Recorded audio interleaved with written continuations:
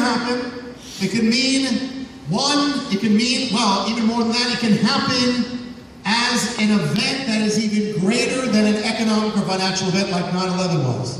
And yet it affects everything else.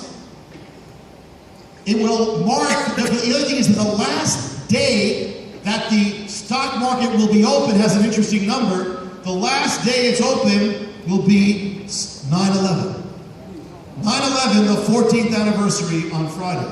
And the number will freeze, and it will go into, when Rule 29 comes, it will be the number of 9/11. Interesting, because when 9/11 came 14 years ago, it froze the stock market at the number of when 9/11 was supposed to open with. And so when it crashed, it was the number of 9/11. Interesting, the number it froze to in 2001 was the number 9605. That was the stock market, 9605. Interesting, just noting this.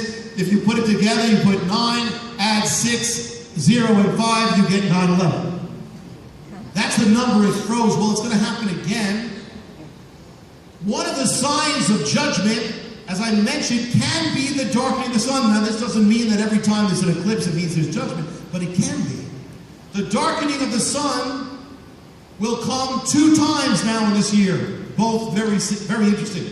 The first time it comes will be soon, will mark the exact center day of the Shmitah. The second time it's darkened, the eclipse will happen on Elul 29, the wipeout day. Wow. The last time that happened was in 1987.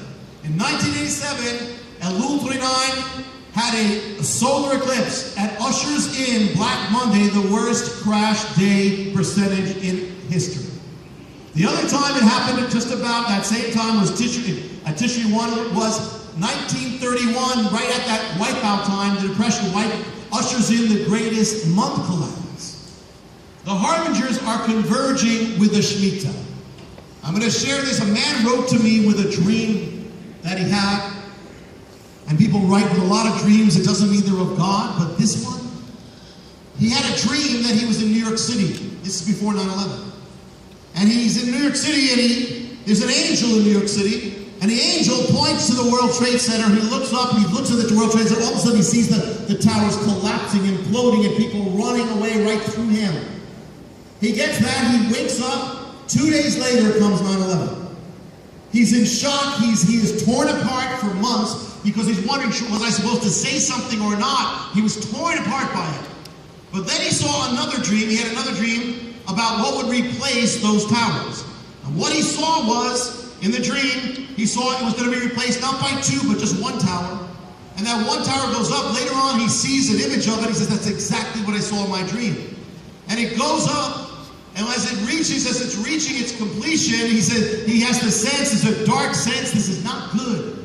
There's something bad, it's not a good thing. And then he hears a voice, as from heaven, saying, this tower will be a sign and seal of my judgment against America. And he took it as linked to the finishing of the tower. Well, interesting, because it's all coming in the year of the Shmitah. Interesting. On the day that the 7th harbinger fell, I shared that Eris tree was destroyed, the moon turned red. Well, that harbinger was linked to the blood moon, red. Well, the other harbinger, the tower, when it went up, it was linked to the darkening of the sun.